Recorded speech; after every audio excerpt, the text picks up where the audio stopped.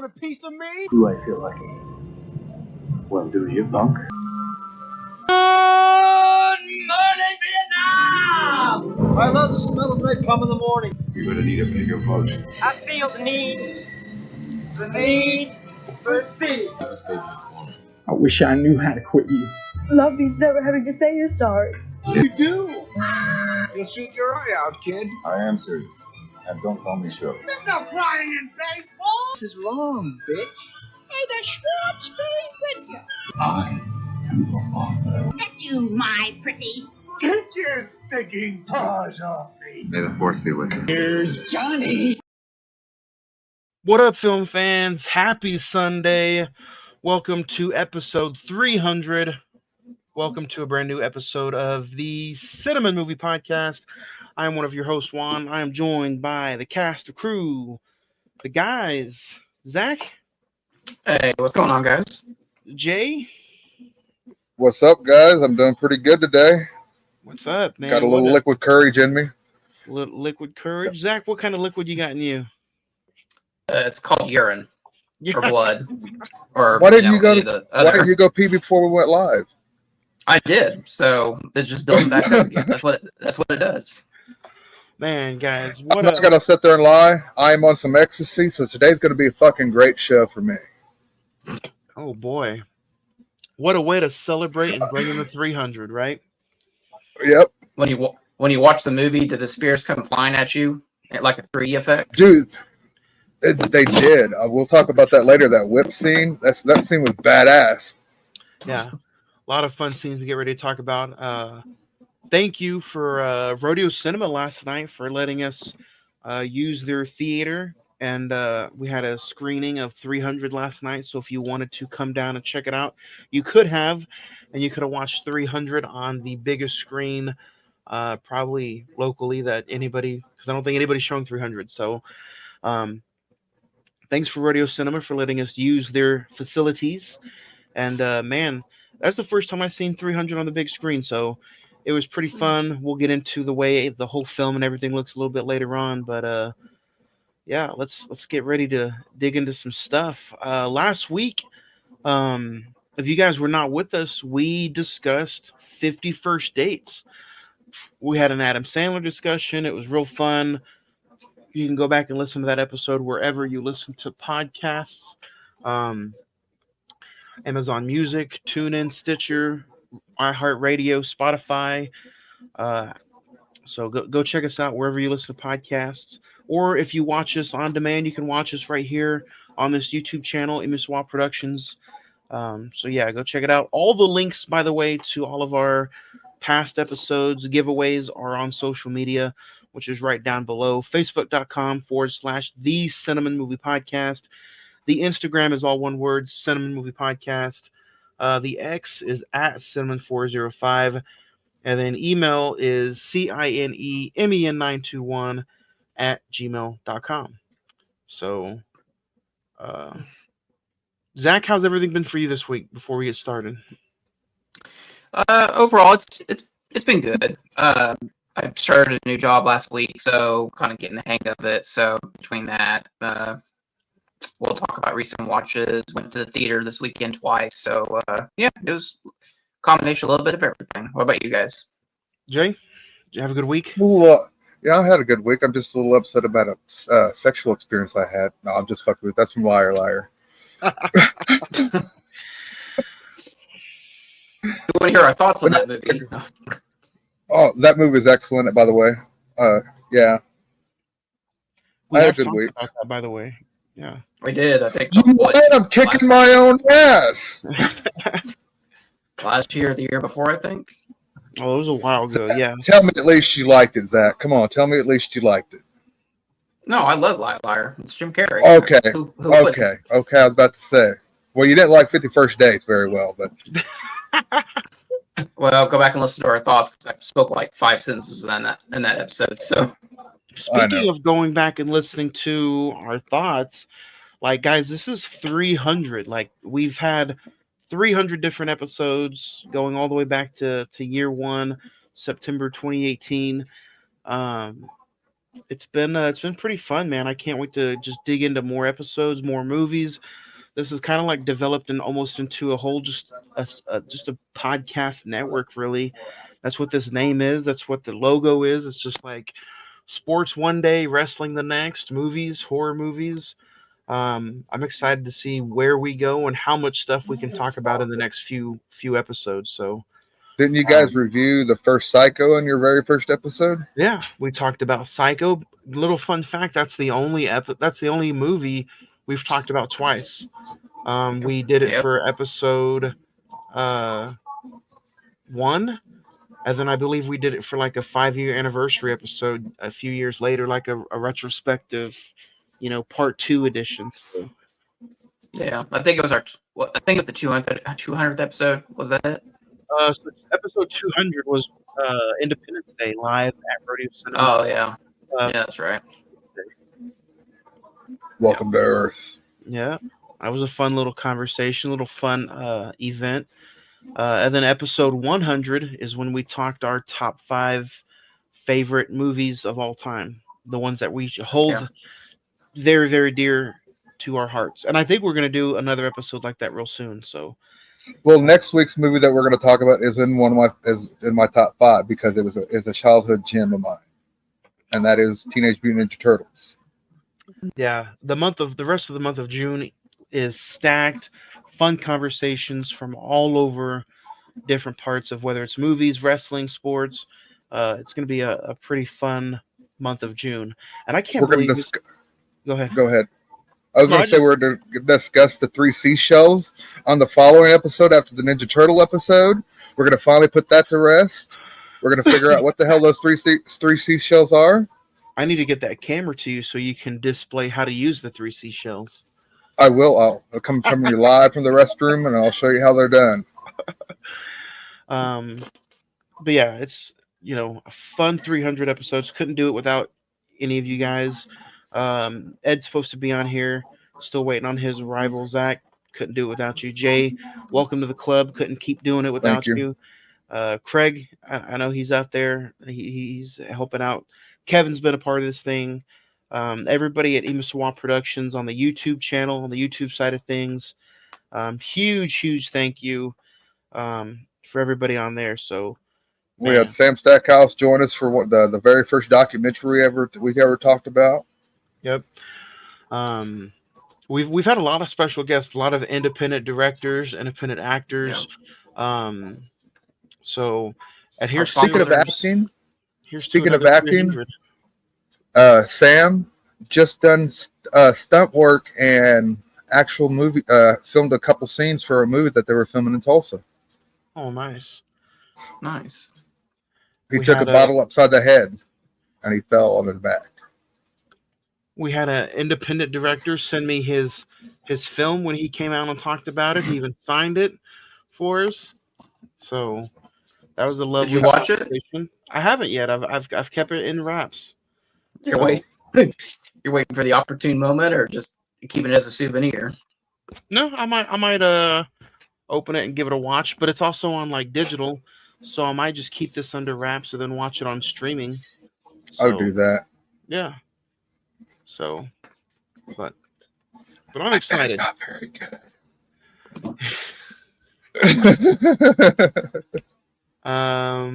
Let's get into some recent watches and recommendations, though. Zach, we'll start with you. Like I said, didn't do much. I went to the theater out in the field twice this week. Went and saw Bad Boys Ride or Die, and early this morning I went and saw The Watchers, which is like the new. It's M. Night Shyamalan's daughter directed. This is her first written and directed movie. Gotta say, it just was not on par with her dad's work. I know her dad's done some pretty bad movies. I'd say this is right up there with it. My biggest problem with it, I was just bored with it, honestly. And the twist really wasn't, mind-blowing or anything like that. So I was just like, So she tried going for a twist in her movie as well, is what you're saying. Yeah. So it's very much in the Shyamalan, family tree. Yeah. But the tropes that he does in his movies. So I know he himself has a movie coming out in August, Trap, with Josh Hartnett, which looks interesting. Isn't that where they're in the concert? Isn't that the movie where they're in the concert and he's like a serial killer? And I think it's like they're trying to catch him, and I'm kind of curious how that one's going to play out. Just where's the twist going to be in that one? The twist is he's an alien. he gets like beamed up at the end of the movie. Yeah. Exactly. There you go. And then Bad Boys Ride or Die. It's on the same level as the last one. It was fun. I think it really Martin Lawrence, I thought, kind of did a better job than Will Smith in this movie. And it kind of went back to basics of, these are just two bros hanging out trying to solve a crime. So I'd recommend Bad Boys. I haven't seen the last Bad Boys, so I have to see part 3 before I see 4. But I heard 4 has some good camera techniques in it. It's a very unique camera. It's very. It kind of goes back to basics a little bit, even with like the Michael Bay type filming, even though he didn't direct it. And Jay, I definitely see the last one because it does connect to this one. So I know what the story is of this one. They're like old boss is considered to be a drug dealer or some shit, or he's been part of like something, and they're trying to clear his name. Yeah, it's in the trailers. They're just trying to clear their old boss's name. So it's a fun ride. Jay, what about you guys?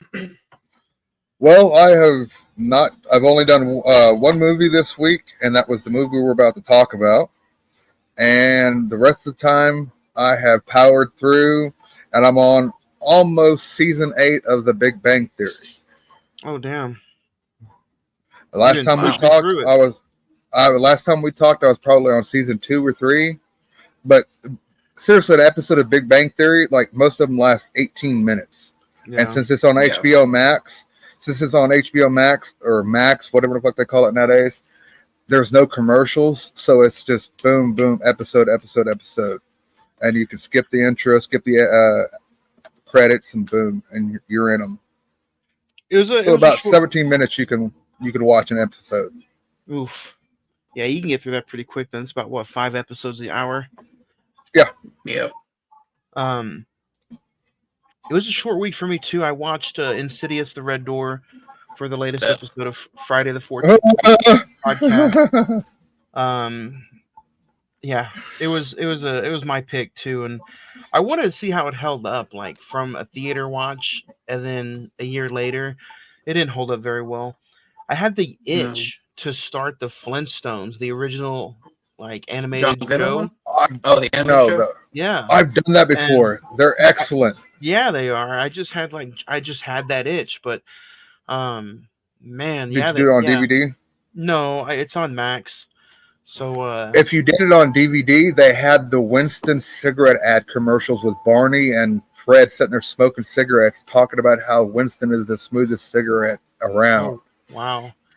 But you know what? I noticed on Max that they only have like 3 or 4 seasons. They don't have all 6. I might have to go back and double check, but I could have sworn that there's 6 seasons. Yeah, there's 6 seasons, but man, there's only 3 seasons on Max, which I kind of agree with you. I don't know why they do that. But yeah, it was a fun watch. I didn't watch all of them. I think I watched like half of season 1. And then I checked out 300 for today's episode. I have a bunch on my watch list. I just did not get around to doing it this week. So, but yeah, if you guys want to mention any of your favorite stuff that you're watching or some recent recommendations, send us some emails. Next week it will be email time. I've responded to over half of you, and we will read some emails aloud next week. But let's get into what we are discussing. 300 for 300. IMDb has it at a 7.6. Rotten Tomatoes at 61%. The Metascore is at 52%, with a December 9th, 2006 release date. The budget was $60 million, and it grossed a little over $456 million at the box office. King Leonidas and 300 Spartans fight against Xerxes. Xerxes and his massive Persian army. Starring Gerard Butler, Lena Headey, David Wenham, Dominique West, Michael Fassbender, directed by Zack Snyder, written See, by I didn't Zack know Snyder if for the Fassbender screenplay. was in this movie. So Yeah, that was a doing a rewatch of it. I was like, oh yeah, oh shit, that's a Magneto, Michael Fassbender. That's cool. man, let's dig into it. I mean, we've done this for 300 episodes. Let's not change anything up now as we go. Zach, we'll start with you. Do you remember the first time you saw 300, and what was it like revisiting it for the episode? Yeah, first time I saw this in the theater, 2007, at Harkins in the Cine Capri. I don't know, that's just one of those. I remember exactly what theater and where we saw it. I remember the hype for this movie. Like, it was still in the heyday of like when they advertised movies in newspapers, and they had like this whole big spread about the movie, and more specifically about Gerard Butler, how this was like his coming out party and all this and that. And I was really hyped for it. And I remember walking out, I was like, wow, that was really cool. That was something very different. Of course, years later, I didn't know it was based off a graphic novel and all this and that. I'd seen it a couple times, and then on this rewatch, I watched it, and I have the same feelings about it, but I have more nitpicks this time around. So, what about you guys? Jay, do you remember the first time you watched it, and what was it like? Yes, honestly, it was revisiting about 2:00 in the morning last night. Oh shit! So yeah, I've seen. Okay, I'll take that back. When it first came out, I watched a really shitty cam copy that was online for like the first 10 or 15 minutes, and I was like, the cam copy's just too bad. I'm not going to even screw with it. And just over time, I've forgotten that it existed. But after watching it last night, I'm like, oh yeah, that's definitely a Zack Snyder film. Oh yeah, that's definitely a Zack Snyder film. Nice. See, I never seen it in theaters, but we did see Watchmen in theaters, which was Zack Snyder's. Yeah. And that was crazy. That was crazy. You know, it was kind of opposite for me, with Zach's little conversation that he had mentioned. This movie had always been around for me. I grew up on this movie. I think I went and checked it out. I was like 17 or 16 when this came out. And then this is one of those few movies that when I started my own collection, physical media wise, I was like, okay, I've had this on DVD. I've had this 2 different versions on Blu-ray, and then the 4K and whatnot. So like, it was really like, honestly, a fun rewatch. And then so like, watching it last night in a big theater setting was real fun. And Be right then back. today I was like, man, this is really, really fun. This was a good rewatch. I watched it again today with no exclusive commentary around me, and you know what? It was really fun. I enjoyed everything about it. I enjoyed the soundtrack. I enjoyed the way it looked on 4K. I enjoyed the the grittiness, the sex, I enjoyed the fucking I enjoyed everything about this film. Yeah, I enjoyed the dialogue. I enjoyed how this was a war movie, but it also kind of didn't feel like a war movie. It was a very extremely fun watch, and I can't wait to kind of talk about it today. But you kind of led with a little bit of disappointment, Zach. I want to kind of know what was your nitpicks on it. I mean, my biggest nitpick is that it like Jay said, this is, you watch it and you just can tell this is a Zack Snyder film, just the way the graphics are and the visuals. And just for me personally, and like I said, when I don't know how old I think I was like 15 when this movie came out. So like, I wasn't into like the makings of film at that point yet. The slow-mo and like the consistent need for like slowing down the action to see like the sword going into the body and the CGI blood spewing out, it got on my nerves. After a while, I was like, okay, like we get it. It's both a nitpick and a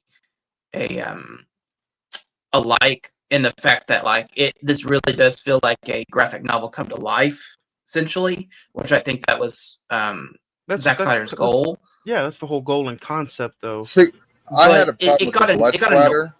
It got annoying after a while. I had a problem with the blood splatter because I knew it was CG and everything like that. That was one of my little nitpicks. But the slow motion, I had no problem with because Zack Snyder movies, they're slow mo. They have a lot in it, so you just come to expect that from him. And if I don't mind action if it's slowed down, because they've gotten to the point in cinema before they started doing the slow-mo shots started becoming a prominent thing, is that the action was so fast you could never see what the hell was going on. And I think sometimes, slowing it down and, because, you have your John Wick movies out there where Keanu Reeves is just blasting dudes in 2 seconds and you're like, what the hell just happened? Slowing it down a little bit, to me, brings it a little bit closer to, okay, I can tell what's going on. But another nitpick I had was when they had their helmets on, I couldn't tell who in the hell was who. I think that's that was fine for me, like, because other than I just had his name.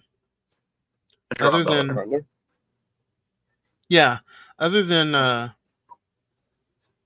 Leonidas, I mean, to me, everybody else should have felt like they were the same, And then, like, there's some parts of the story where you're like, the ones who take off their helmets, those are the kind of ones that you want to keep an eye on or stuff. But when they have their helmets on, it's like, I felt like they're another dime a dozen. And it kind of made me feel like I'm looking at it in everybody else's perspective instead of Leonidas. Because Leonidas is looking at him like, these are my guys, these are my men, these are my 300. But everybody looking at them from the other side of view is like, they are a dime a dozen, and they're going to get their ass kicked no matter where they go because there is only 300 of them. But in my understanding is that I could not tell who was delivering the action. Was it Leonidas? Was it another member of? I get that. I get that. But that he probably wanted to. There was certain scenes where he slowed it down. He showed Leonidas doing his thing, cutting people down and everything, and I couldn't tell just because of the helmet. Well, when I think about it, maybe that was his intent. It was just trying to show like the power of what these 300 Spartans could do, like what one individual Spartan could do, just take on like 5 guys at once or whatever. And to me, like, now that I know some of the actors, like I know Gerard Butler, I know Michael Fassbender, I know they kind of do just little character motifs of like, there's the general who's the dad that has the kid that has his head chopped off later in the movie. And David Wenham, who is essentially the narrator, which you find out later, this is like a flashback or a reminiscence of like what it's what his team was like and everything. It's basically a rally call for the troops telling the story of Leonidas. Yeah. Which I think was true. To me, it was just like, it was almost perfect storytelling. And then the way he just picked it up based off the graphic novel. And like, Zach, you said it was kind of like annoying, or you kind of got irritated by, you could tell that it was really Zack Snyder. And, I'm like, that's kind of the main thing that made me like fall in love with this movie all over again. But also like some of the other stuff he did, like Watchmen. But, you say this has Zack Snyder all over it. You can really tell, though, that this also has, like, Frank Miller just, like, completely juiced all over it as well.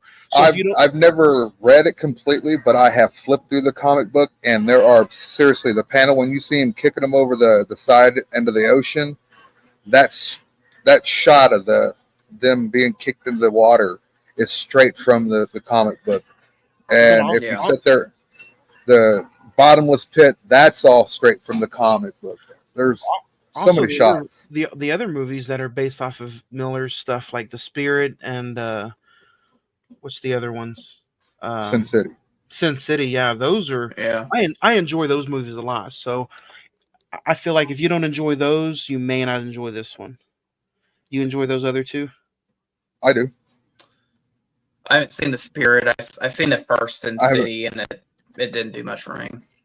I haven't seen the second Sin City or the Spirit, so I've heard it was real shit. So, But I just like the way Zack Snyder just captivates us again. It's like, but that's what you want in a good director, right? Though, Zach, you want like somebody who can Yeah. leave his work and his imprint on everything he touches, almost Well, like a J.J. Abrams. and I'm not saying Zack Snyder's a bad director. I'm just saying like that's his style. You know, you go back and look at Watchmen or even Man of Steel or Dawn of the Dead. That's just his like the very like fast paced action. The camera's always tight moving. That's just his type of filmmaker. You know, I can watch a Shyamalan movie and tell you. You know, I just got done talking about The Watchers. I know his daughter directed it, but you know, you bring anyone in, you say, "Oh yeah, M. Night Shyamalan directed this," and you know, it's just the different aspects of the filmmaking technique. You know, I can watch a Zack Snyder movie. It's like, oh yeah, that's definitely him. So, Yeah. but see where I like this, where I like his look in this movie compared because he did Dawn of the Dead before this, and if you didn't know he did Dawn of the Dead, you'd never know that he did it because it's not a Zack Snyder movie if you sit there and pay attention to it. This is the first time I think Zack Snyder was able to unleash the true, this is what my vision is, you know, on screen. Yeah, that's true. Because I mean, Dawn of the Dead does not feel like a Zack Snyder movie at all compared to what he put out after that. So, but maybe it was 300 going forward. It was like, oh yeah, this is definitely Zack Snyder. Like the Watchmen was next. Legends of the Owl movie, Legends of the Guardians. I never saw that. Yeah, I've never seen that. I saw the trailer for that. I was like, oh yeah, that's definitely it. Sucker Punch. That's another one that reminds me a lot of 300. What do you guys? I've never seen Sucker Punch either. Are you guys a sucker for the Greek mythology of just like in general in film? Like this is based off of 480 BC. So what do you guys? I mean, do those kind of movies, grasp you?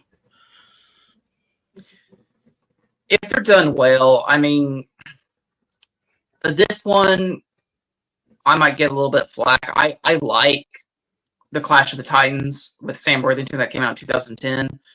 I mean, if it's done right and they can do it like in a cool, different fashion, I think those movies could be fun. But if it's something like the B movie of like David and the Argonauts, you're just like, oh wow, this is terrible, But like I said, if done in a certain way, I think that the mythology type film could be fun. Like, I know Troy, the Brad Pitt movie Troy. I think that one's really well done. I think that's a very underrated movie. But I know that's like based off like true events. But so is this. So like I said, well, yeah. Like I said, my biggest problem with time period pieces is please tell us the time frame. That's my biggest thing. I had no damn clue until I looked on Wikipedia that this took place in 480 BC. I had no idea. If you're going to tell a story, tell the full story. This is the years that it happened. I know that sounds like a small complaint, but and honestly, Jay, if you weren't interested, you would have just thought, oh, this is just based off a graphic novel. That's not even, it's just a graphic novel. You know, it's not based off. Well, I've heard of the story of the 300 Spartans that went and fought the Persian army, and that I had learned that in school. But I was going to say, I was going to say the same thing. We had like a little piece on it in history class. Nothing that lasted like a week, but it lasted. I think the history lesson lasted like a day and a half, and then they started it on a Wednesday, and then by Friday we had the test and we watched the actual 300 in high school. So like. That's what I was kind of meaning towards. Like, do you guys really? It's kind of hard to grasp that these tales from way back in the day still find a way, not only in like our memories today, but like movies. I know 300's old, almost 20 years old, but it is 20 years old. Yeah, still having big movies made after it. Well, the funny thing is like, how they were talking about David Wenham. Well, King Leonidas tells to like this, David Wenham's like, make sure to tell the story, make sure they remember us. And like, I leaned over to Ed in the theater. I was like, yeah, and 5,000 years later, make a movie about you guys. Yeah. So. Well, I know we stay away from certain like religions here, but like, is this almost like, is this story that old to where it can be picked and choose between like, hey, it's in the Bible, so it has to be real. Do you guys feel that same way about Greeks and gods and mythology like this? Like, you know, or is there actually like proof of like, you know what I mean? Like from I'm going to go ahead and just say it's part of the Greek mythology, and from what I've understood, their cultures, they find it all real. Like Hercules was real. This is real. Everything was real to them. That's why there's those stories. But I'm a sucker for the ancient astronaut theory, if that makes any sense. And I know this has nothing to do with that, but it just no, you're good. That's kind of one that I wanted to bring up was just because like, we have proof of like World War I or World War II, but like I know this is something that's ancient, way, way, way before Christ supposedly and stuff. So that's why I'm like, is it part of the mythology or is there, you know? I think it's that could be a social commentary, and the fact that, like you said, Jay, if you go to Greek, people actually believe that this happened. In here in America, you ask anyone our age, like, what do you know about Hercules? 9 times out of 10, they're probably going to say they're going to talk about the Disney movie. It's probably like exactly. a storybook tale that they were told as a kid. Like, it's just something to entertain you as a kid. Got a lightning bolt, stick a thunderbolt up your ass. See, when I think of Hercules, I think of Kevin Sorbo. That's just me. Oh yeah, I never watched the show, but I always heard it was good. Yeah. That Dude, Xena. My dad and my dad had that and Xena on constantly late night on Fox, boy. Can we talk about for a minute how This Is Sparta scene? Obviously that was like I think that was like the big selling point in the trailer. It's like, oh, this is gonna be awesome. But like fast forward almost, like you said, almost 20 years later, that's still a meme. Like, you pull up anything This Is Sparta, it's been like enhanced to whatever you're trying to make fun of, or trying to make a point or whatever. I'd say it's more of along the lines of the funny memes nowadays, because This Is Sparta. Yeah. And then, like, if you show the scene where he's kicking that dude, like if you show a picture of him kicking that dude, the messenger, into the pit, then you automatically, if you've seen the movie or even if you haven't, you automatically know what that's from. And you think sometimes This Is Sparta. Dude, I have to stay away from Meet the Spartans. I refuse to watch it. Yeah, I refuse to watch it because I love this movie so much. And I'm like, ruin it. I don't want any of it ruined. Same thing with, I know it's a classic, but same thing with Spaceballs. Jay, I don't know if you've seen it, but I might need some. I might need some liquid courage to watch Spaceballs. Man, I seen Spaceballs in theaters, and I about got up and killed this one motherfucker that was in there. Before every fucking joke, this motherfucker's and then they would tell a joke, and I'm like, dude, for real, you're ruining the fucking movie for me. And by the time the movie was halfway through, me and my ex-wife looked at each other like, do you want to go? She's like, I kind of do. And so we stayed and watched it all, but Jesus, you're gonna have to be fucking drunk to watch this one. Get high and drunk, and you'll be all right. May the Schwartz be with you. Yeah, just like so many of those movies that like I hold near and dear to my heart. I can't do some of the parody films of them. Do you know what some of the parody films that actually work are? Don't Be a Menace to South Central. We're Drinking Your Juice in the Hood. That one is a great one, and the first 2 scary movies are great. Yeah, I enjoyed the first 2 scary movies, even though sometimes I'll show Scream to somebody and they're like, isn't this with Doofy? And I'm like, Jesus Christ. Dude, you remember when we did Scream, but leading up to, I think, the 5th one? Yeah. I was just like, the scary movie ruined this. I can't take this seriously. So, go back and listen to that conversation. That was another one. It's just like another movie influenced my viewing of another one, the original. Because those were the first time you watched the first 4, right? Yeah. Leading up to that one, that's the first time you've ever watched any of them. So yeah. See, I always quote the scary movies like, "Leave me alone while I'm cleaning my room." Stop fucking the vacuum cleaner, you know? It's like, Officer Doofy, want to smell my finger? It's like, what's that? My ass? See, I love that. Dude, I could quote that movie forever, man. That movie fucking cracks me up. I seen that one in theaters, too. That cracked me up. See, I'm about 10 years older than you guys, so I got to see some cool stuff in theaters. It's pretty badass.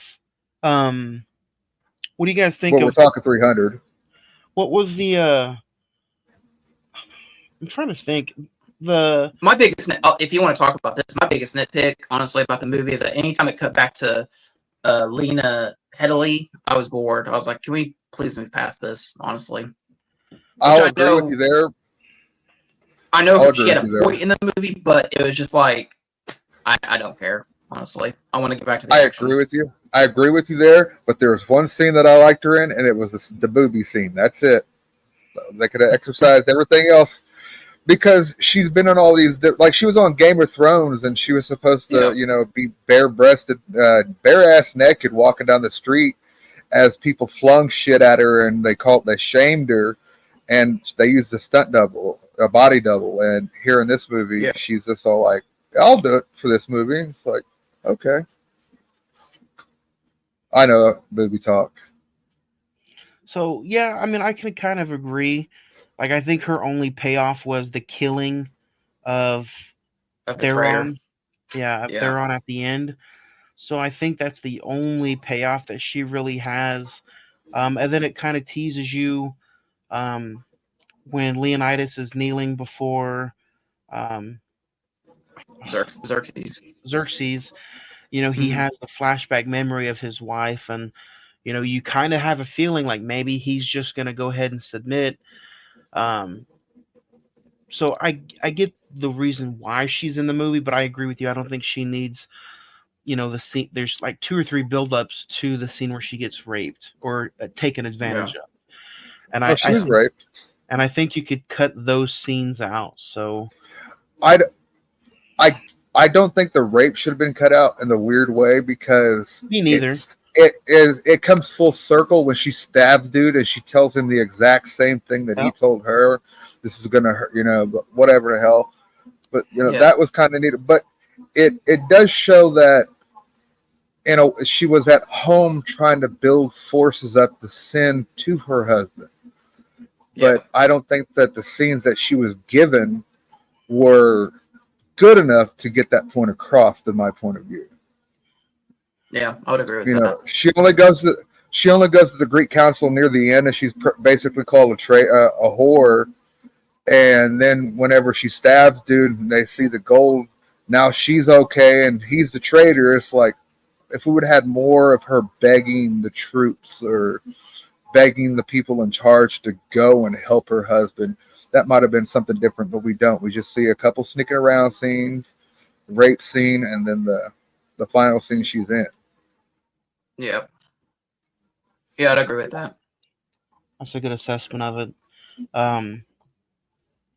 Even like this whole thing could have just been washed away. I think Leonidas had way too much pride. He could have just bowed down. Okay, you're the only person that will answer to. Let me go back home and just be me at home, But his heart and his people's heart, that's not what a Spartan is. Yeah.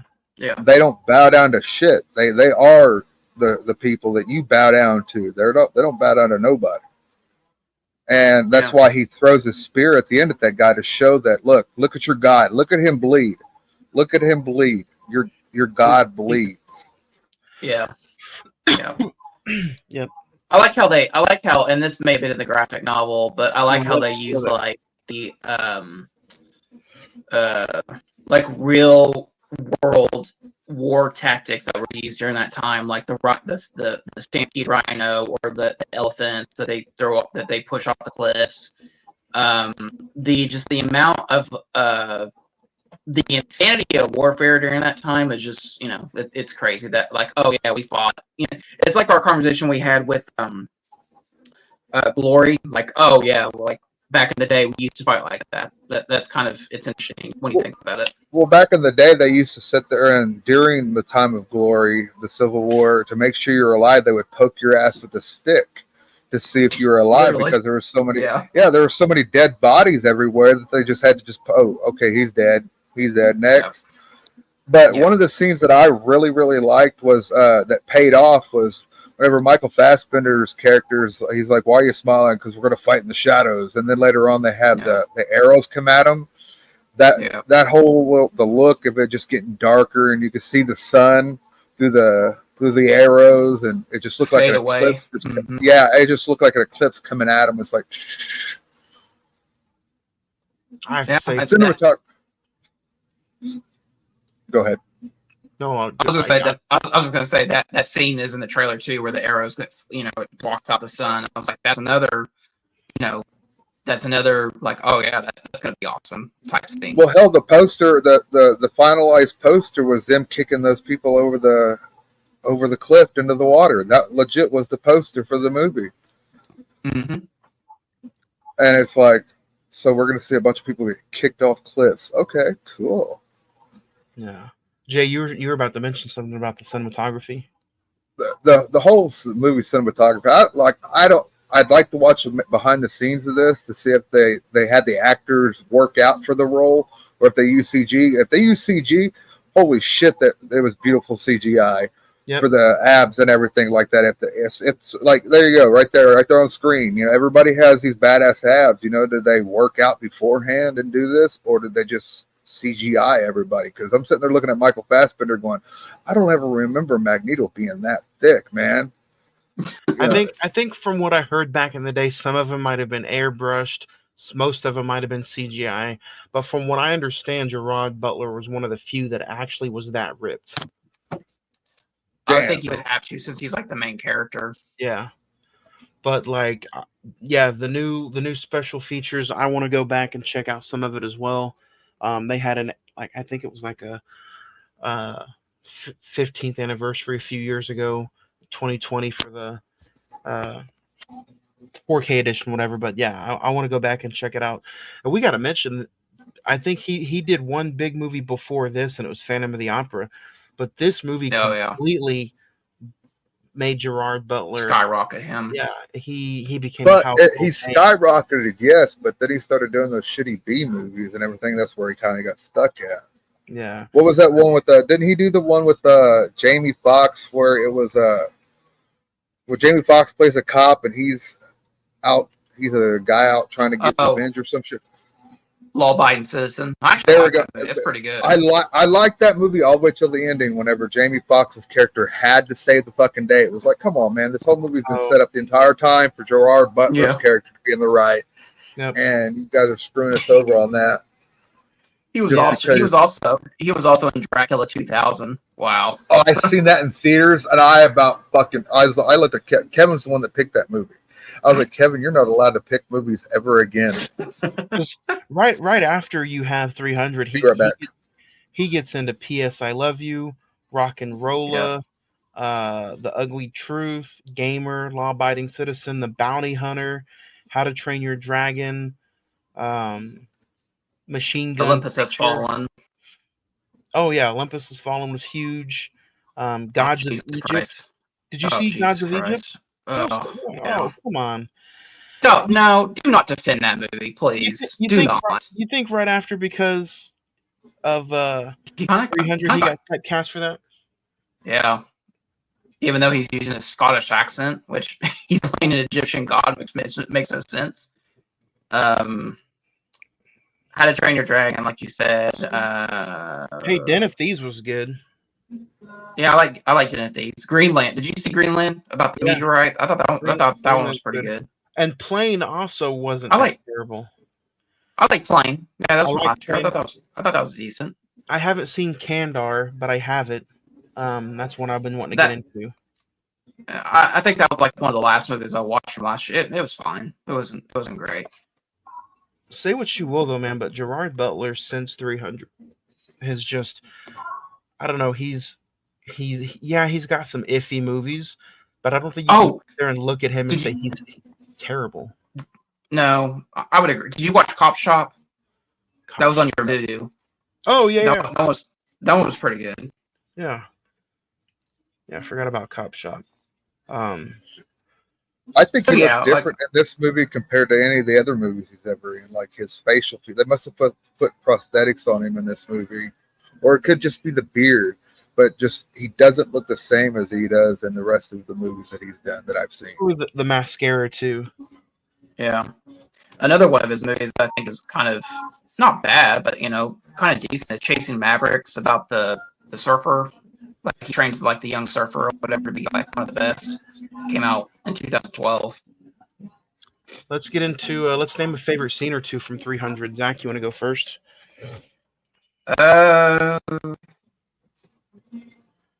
Probably the charging rhino and the elephants was cool. I like his origin story. I thought that was kind of cool. Like the how babies are kind of inspected, and then if they have like a deformity, they get thrown to the pit, and then like he gets sent out to kill the wolf, and like kind of prove himself to be like, hey, you want to be a Spartan? Let's see how you test against the elements. So I thought that the opening, I guess, origin of Leonidas is a good scene. And then honestly, like when he actually throws the spear at Xerxes is a cool scene as well. Yeah. I'd probably have to say the same thing. Throwing the spear. The scene where he's like wrestling with the boy right before it's time to get the step in. I like the scene where he's like all his major big hit one-liners are super fun, and I just enjoy the overall look of this movie, whether it was shot some on location or usually with just a big ass CGI screen around them. Like I feel like it was shot beautifully, and it just looked like a very fun presentation. I felt like I was really watching a fucking Spartan 300 battle scene. From what I understand is that they shot most of the green screen. They didn't. Yeah, there was no location shoot. And I think that's why. I think it's just like I can tell that this is like shot in front of a green screen. In my opinion. I'm the opposite. I feel like completely in front of a green screen. Today's movies like that are completely shot in front of a green screen. Like you can tell, and it's like, come on, man, it's a $500 budget. But this movie only had this only had a $60 million budget, and this still holds up and looks this good 20 years later. I think the reason why it looks so good and still holds up is the cinematographer for one, and the color grading. Yep. The color grading is what really sets this movie apart because it has a brown, dark, bluish color to it. Yeah, it does. Texture to it, yeah. Mm-hmm. And checking this out on 4K, it looked so crisp, and it was dark, and the reds really popped out. It was phenomenal. Amazing transfer. I would have to say one more thing, and then we'll get to you, Jay. I'm sorry. With a lot of these Greek mythology movies, you're expecting like a 3 hour, 230. This is only 150, and I'm super it flew by for me. So I just had to mention that too. So, Jay, what about you? Do you have a favorite scene? Like I said earlier, I like the scene where the arrows are coming at them, and they all hunker down, and the arrows, it just turns the sky dark. Like and they just start laughing because they're like, we're fighting in the shade, ha ha ha ha. I'm like, that's pretty badass. And then most of the shots that like the I Am Sparta where he kicks him in the hole and everything like that, those were all in the trailer, so those have become iconic shots now. Yeah, because those are like the pushing over the cliff shots. All those shots are now considered iconic because they used them in the trailer. They had to sell the movie somehow, and the best way they could do it is just to show the 300 whipping some ass, and that was cool. Oh yeah. But like I said, my little nitpick is I just couldn't tell who in the hell people were. Jay, we'll keep on you, man. What's star rating for you? I'll go 3.5. 3.5. For those little nitpicks of not being able to tell who was who sometimes, and some of the Lena Headey stuff that it could have been better better done. Yeah. But other than that, like the movie looks gorgeous. It's smart. It's funny. In a weird way, it's funny. I know that seems a weird thing to say about the movie, but it's funny in a weird way because of the camaraderie of the guys. Yeah. And that's one of that. I'll lead into next, and yeah, I think that's one of the main reasons. I usually how I start every movie. I know I probably should start opposite, but I'll start off with a 5, and I'll take points off for everything I probably dislike. And man, like I think I'm gonna give this one a 4. The way you talked about camaraderie and how it felt like you were watching maybe like a live battle going on, because you watch shit like Saving Private Ryan or another war movie, and you got the same thing, the camaraderie, the brothers. Yeah. So even with some of the small nitpicks as well, I still think this is still a fun watch. Like I said, I watched it 3 times in 3 days, and it just flew by each time, and I enjoyed something different about it every time. So 4 stars for me. Zach? How you rank movies real quick before Zach? How you rank movies, Johnny? It cracks me up. It reminds me of Third Rock from the Sun, where John Lithgow, he sits there and he goes to a restaurant and he puts he puts $10 on the table. He's like, "This is your potential tip." And if she doesn't bring the water right, and he takes $1 away, and she does something else right, but he puts $1 back. That's you. I'm like, that's damn, funny. Dude. So see, the movie starts off with a 5. It has all the potential in the world. You just gotta take away what it's lacking. But yeah, that's good. I like that. Third Rock from the Sun. Wow, that's a throwback. I'm gonna give it a 3. I like what you said about the Saving Private Ryan comparison of just like when you see that Omaha Beach scene, you're solely focused on Tom Hanks. You can't tell anyone else until after that first like 20 minutes, honestly. And it's kind of the same way with 300, where I can tell Gerard Butler and Michael Fassbender, but all the other ones are just kind of lost in the shuffle. And I don't think that's Zack Snyder's wants you focus on certain people during those scenes, and I think he does pull that off. Yeah, but for me, I'm gonna give it a 3. It's, in my opinion, it's just lessened all these years later. It's still a good movie, but like I said, just some nitpicks here and there. This is my first time seeing it. I thought it held up. Real quick, before we get out of here, what's your guys' thoughts on 300: Rise of an Empire, or have you seen that one? Haven't seen it.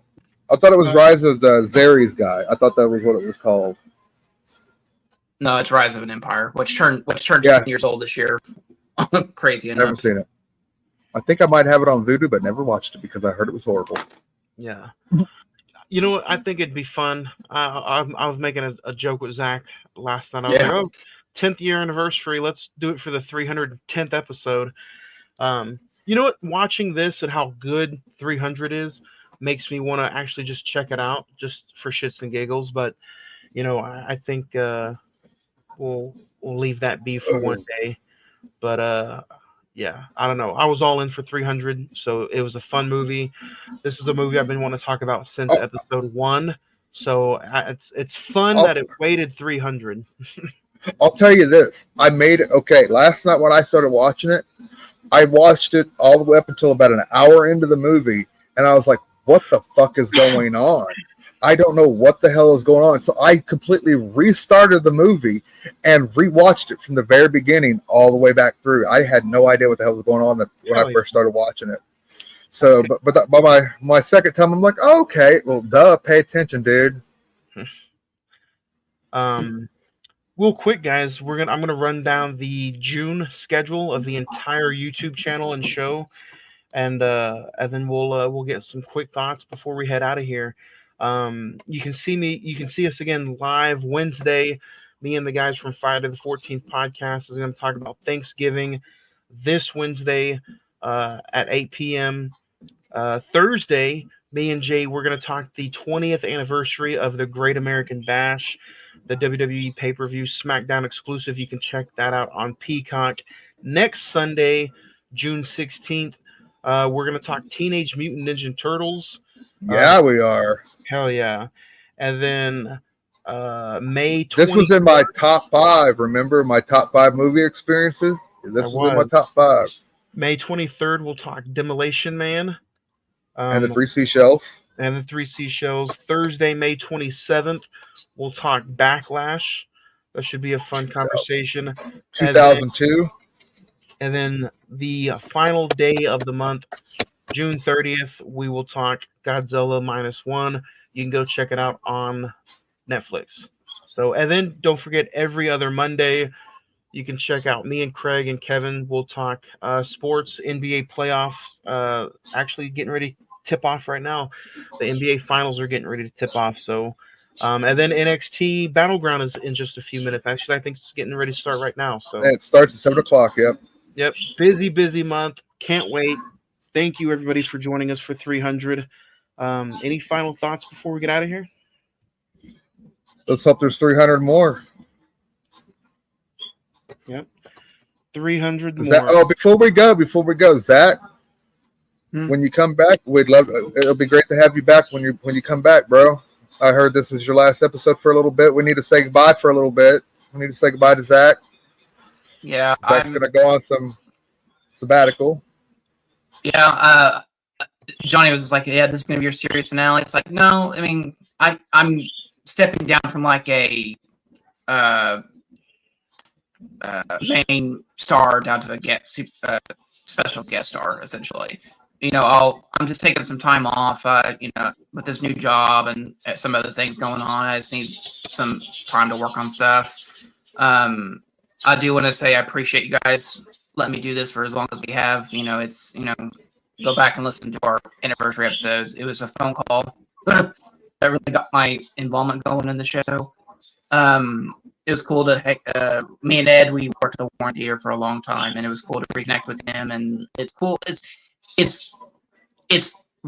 cool to be part of something that you are invested in. Like, Johnny, you love movies. I love movies. Jay, you're the same way. It's, anytime you get to talk movies with somebody, it can be so much fun. Our top 5 theater experiences, that was a 3-hour show. We probably could have done another 3 hours talking about. Here's the thing, Zach. I used to work at the Warren here in Wichita. Oh, really? The summer that 8 Mile came out. Oh, wow. Nice. Wow. Like I said, I'm technically going to be back probably for Godzilla -1 because I've been wanting to talk about that for a long time since the theater. But I'll pop in here and there, but I'll probably won't be back officially probably till September. Me and Johnny talked about some movies that we might be talking about during that month. So yeah. It's bye, but not gone. So as we like to say. There we go. It's been good having you. Thank you, Zach. Thanks for everybody for watching, listening. Like Jay said, here's to another 300. But here's to episode 301. We'll talk to you guys live next week with another new episode of the Cine-Men Movie Podcast. Believe it or not, I wonder what Zach thinks of the Ninja Turtles. You may not want to know. No.